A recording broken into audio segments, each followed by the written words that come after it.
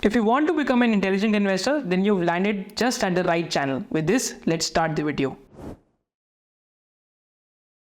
Now let's look at a broader impact of Trump tariffs on different sectors. So IT पे direct impact नहीं है because IT पे so IT पे basically इतना direct impact नहीं है, but IT पे indirect impact हो सकता है अगर discretionary consumption US के अंदर लो होती है तो manufacturing, logistics और retail vertical पे impact आ सकता है, right?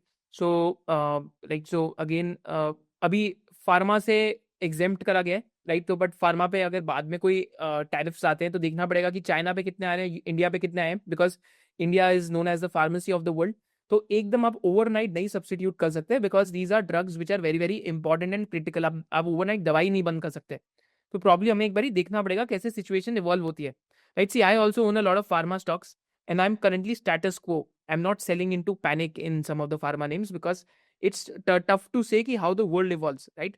देन ऑटोज पे ऑलरेडी 25% का टैरिफ लगाया गया, राइट? तो टाटा मोटर्स का 30 to 35% जो बेसिकली वॉल्यूम्स है जैगवार का, दैट गोज टू यूएस, तो वो एक इम्पैक्टेड हो सकता है। वेरे सोना कॉमस्टार का 45% of revenue comes from US, तो वहाँ पे एक इम्पैक्ट हो सकता है, right? So that is somewhere the impacts could be there. Metals पे आई थिंक ऑलरेडी नोन है, पर मेटल्स में right, so one of the beneficiaries could be Hindalco because उनकी एक सब्सिडी जो नोवेलिस है जो एल्यूमिनियम बनाती है, that is already there. Chemicals पे नेगेटिव इम्पैक्ट है जो हमने ऑलरेडी डिस्कस करा। सोलर पे नेगेटिव इम्पैक्ट हो सकता है बिकॉज बारी का 54% order book is from US and this will be subject to a 26% tariff and additional custom duty. तो effectively it makes exporting solar panels out of India basically null and void, तो एक बहुत बड़ा impact आ सकता है। Industrials में Cummins का 5 to 15% export to parent है यूएस के अंदर, तो वहाँ पे भी एक इम्पैक्ट आ सकता है। एंड थर्मैक्स का 5 to 10% के लाइक के आसपास का इम्पैक्ट आ सकता है। पॉलीकैप का ऑलमोस्ट 5% एक्सपोर्ट का सेल यूरो लाइक यूएस के अंदर है, तो वहाँ पे एक इम्पैक्ट आ सकता है। बट इसका सेकंड थर्ड ऑर्डर कॉन्सिक्वेंस क्या है कि China which is a major exporter of cables and wires in the world, उनका तो और भी ज़्यादा एक्सपोजर है टू यूएस, राइट? तो वहाँ पे एक उनका क्योंकि टैरिफ्स का एक डिफरेंशियल रेट बहुत है, तो हो सकता है businesses in cables and wires might benefit. But I am saying कि all this is subject to change because the world is evolving. So this video is more of a conjecture कि ऐसा होने का प्रोबेबिलिटी है, but जरूरी नहीं है ऐसा हो because we are going through a big macro event. This is probably one of the biggest macro events post Covid.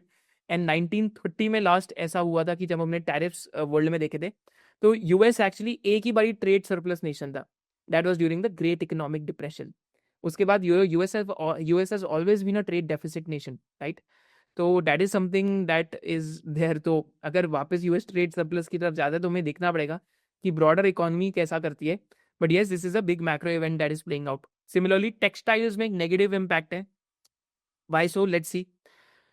तो टेक्सटाइल्स पहली चीज देखो, डिमांड डिस्ट्रक्शन हो सकती है, पॉजिटिव इम्पैक्ट भी हो सकता है, नेगेटिव भी हो सकता है। जैसे टेक्सटाइल एज अ सेक्टर तो अभी टेलविंड्स के थ्रू जा रहा था एंड अच्छा भी लग रहा था सेक्टर, हम लोगों को भी पढ़ने में बड़ा अच्छा लग रहा था।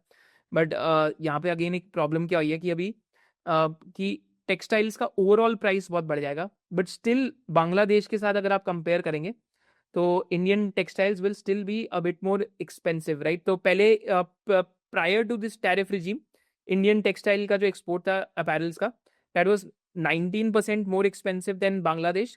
But after these tariffs it's still 9% more expensive, right? But 19 और 9 की बात ज़्यादा नहीं है, बात मेजर डिफरेंस क्या है कि अगर यूएस के अंदर इन some of these commodity products अगर प्राइसिंग बढ़ती है तो साल में 10 टी शर्ट की जगह हो सकता है 5 ले, तो डिस्क्रिशनरी डिमांड इम्पैक्ट हो सकती है, which could lead to a stocking up scenario and which could lead to a demand impact for these companies. So that is also something that we must remember कि yes, India का एक जो tariff differential low हुआ है, but because of demand destruction that might take place, and अगर US में near term में recession में चले जाते हैं तो textile is like micro finance for US, it gets impacted the most whenever something happens, क्योंकि 2-3 क्वार्टर की अच्छी साइकिल होती है, 5-6 क्वार्टर की खराब साइकिल होती है। तो that is also something that we must remember. तो at the end of the day मैं आपको क्या कहूँगा कि आपको इस टाइम पे क्या फॉलो करना चाहिए कि पहली चीज़ आपका एक तो इमरजेंसी फंड पार्कड होना चाहिए आपके पास कहीं ना कहीं 6 to 8 मंथ्स ऑफ एक्सपेंसेस का। सेकंड क्या है कि अगर आपके पास कैश अगेन थोड़ा सा क्या, like see again first leg of the bear market जो थी जिसमें हमने देखा, तो that was not really a bear market, that was normally a correction of 10-20% जो आते जाते रहती है। But this time it's a macro event, right? If you don't have cash or if you want some peace of mind, build cash by trimming equally from your portfolio, something that one can do. अगर cash positions build करनी है, by equally trimming from the portfolio. Suppose मेरे को 1/4 of the portfolio cash बनाना है, तो take the names and equally trim them, right? Then wonderful time to accumulate units of index funds and mutual funds. तो बहुत high probability है कि Nifty का अगर पी बिलो 20 चले जाए तो आप वहाँ पे यूनिट्स और अक्यूमुलेट कर सकते हैं. तो यू कैन री इन्वेस्ट, तो you can be like mutual funds या फिर फंड्स हो गए या फिर निफ्टी होगी, तो इनका अगर पी बिलो 20 टाइम्स जाता है तो वो बहुत हाईली फेवरेबल रिस्क रिवॉर्ड हो जाता है. And then you are betting on the market. तो बिलो 20 पी पे something that you can invest in. फिर drawdowns are a bug of small and mid cap investing. You can be hit with a black swan event at any point of time. Thus diversify.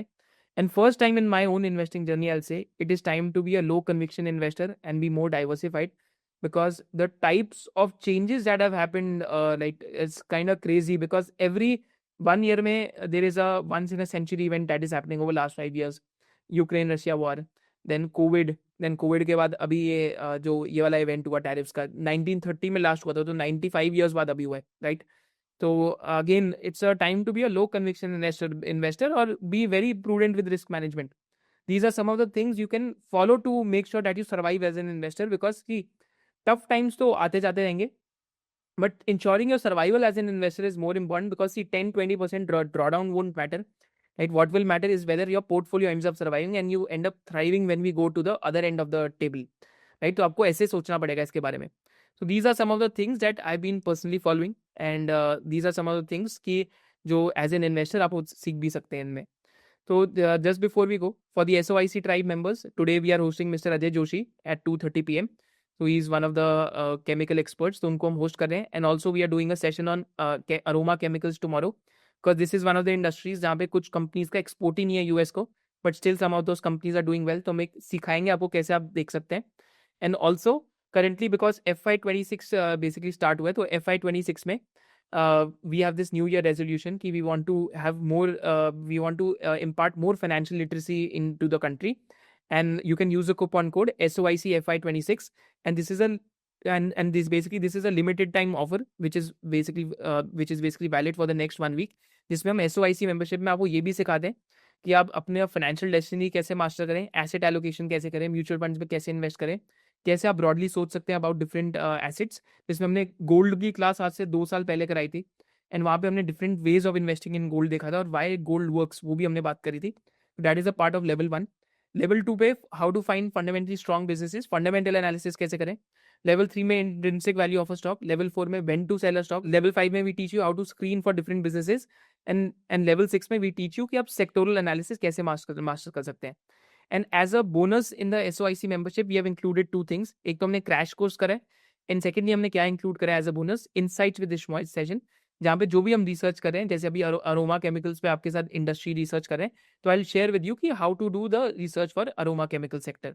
With this do let me know in the comment section below कि आप क्या कर रहे हैं अपने portfolio में.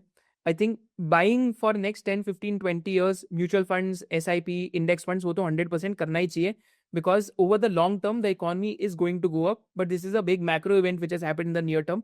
तो active investors को थोड़ा सा एक अपना सर्वाइवल प्रायोरिटाइज करना पड़ेगा अभी, instead of prioritizing their returns. Thank you so much for watching this. Hopefully you enjoyed this video, and make sure that you smash the like button, and if you haven't subscribed, then subscribe to the channel. Jai Hind. So if you loved this video and you had a differentiated business insight, then do subscribe to this channel, and you can also follow our main channel of SOIC. Thank you so much for watching it.